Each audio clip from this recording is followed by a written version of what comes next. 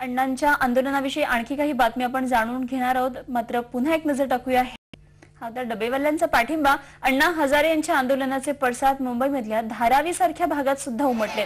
धारावीमधील शाळकरी मुलांनी आणि शिक्षकांनी काळ्या फिती लावून रॅलीद्वारे भ्रष्टाचाराचा निषेध केला आणि अण्णांच्या आंदोलनाला पाठिंबा दिला.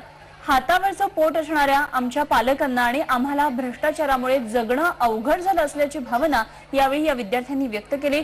महात्मा फुले शिक्षण संस्थेच्या मराठी, हिंदी, इंग्रजी आणि उर्दू माध्यमाच्या शाळांनी या रॅलीमध्ये सहभाग घेतला होता.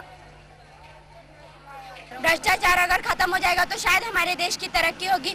भ्रष्टाचार हटाने के लिए जो अन्ना हजारे ने किया है वो हमारे लिए बहुत बड़ी बात है और हम अन्ना हजारे के साथ हैं।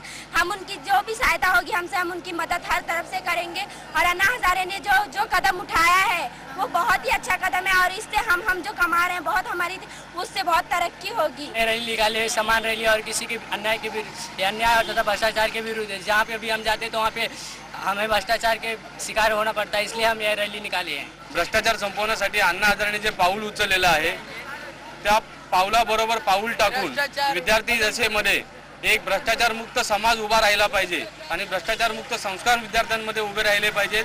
त्यासाठी आम्ही सर्व विद्यार्थी आणि पालक मंडळी विद्यार्थ्यांच्या मदतीने ही रॅली काढत आहोत आणि अण्णांच्या बरोबर या भ्रष्टाचार विरोधी आंदोलनामध्ये सहभागी होत आहोत।